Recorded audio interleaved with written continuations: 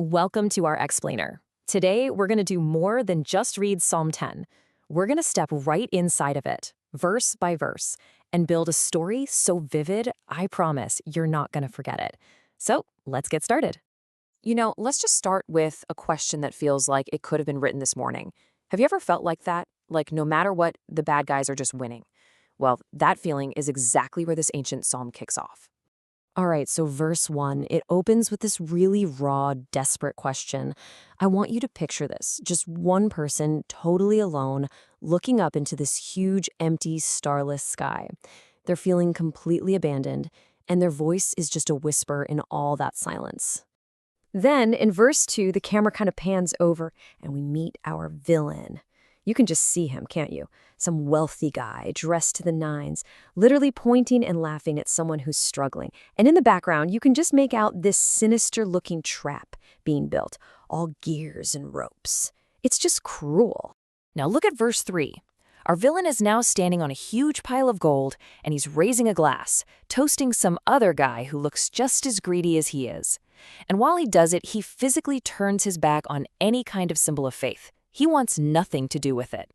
Verse 4 gives us a close-up on this guy's face. You see that smug, arrogant sneer? Well, the verse tells us what's going on inside his head. And you know what? It's just empty. A complete blank space. There's no room for God, no thought of being accountable to anyone. And the crazy thing is, it seems to be working for him. Verse 5 paints this picture of him walking down this perfectly smooth, golden road while everyone else is stumbling over rocks. He doesn't even notice the storm clouds of justice gathering way, way up high above him. He can't see them at all. So in verse 6, what's he thinking? You can almost hear him. He's sitting on this throne that he built for himself, pounding his chest, totally convinced he's invincible. He honestly believes he's made of stone and that nothing can ever touch him. Okay, so verse 7 gets even darker. We zoom in on the villain's mouth, and you can imagine these ugly, sharp words just flying out of it. But the image gets even creepier. Under his tongue, there's a coiled snake just hiding there, ready to strike with all its poison. So where does a guy like this go? Verse 8 tells us he retreats into the shadows. Picture him hiding in some dark alleyway, and his eyes are literally glowing as they lock onto a vulnerable family walking by, totally oblivious to the danger they're in. And that predator vibe? It gets way more intense in verse 9. The villain's form almost morphs into a lion, all tensed up, ready to pounce from behind a bush. And you can see it. An unsuspecting person is walking right towards a hidden net on the ground. And now, in verse 10, he's fully crouched down. He's like a coiled spring of pure power. The ground is actually cracking under the pressure. All he's waiting for is for the helpless person nearby to just stumble. That's all the invitation he needs. So we go back inside his head for verse 11. He looks up at the sky, and in his mind, the clouds part to reveal an empty throne. This just confirms his arrogant belief that nobody is watching. He really thinks he's gotten away with it all. But then, bam, everything changes. The whole perspective of the story just flips on a dime. It's not about the villain anymore. It's the demand. It's this shout that just shatters the silence. This, right here, is the turning point. And in verse 12, that shout becomes this incredible image. A giant, powerful hand made of pure light breaks through all those dark clouds. And it's not coming down to crush anyone, it's reaching down to protect the humble people on the ground. So remember how big and bad our villain thought he was? Well, verse 13 kind of shrinks him down.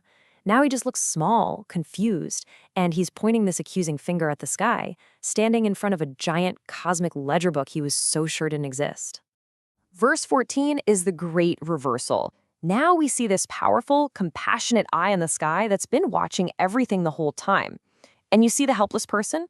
They're turning away from the villain and confidently placing their hand right into that giant hand of light. Then comes the takedown. Verse 15 is so specific and powerful. The villain's arm, the symbol of all his strength, it just shatters like glass.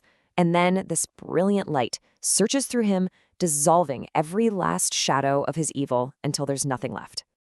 Okay, so the tone shifts again. We've gone from a cry for help to this demand for justice, and now it's a proclamation.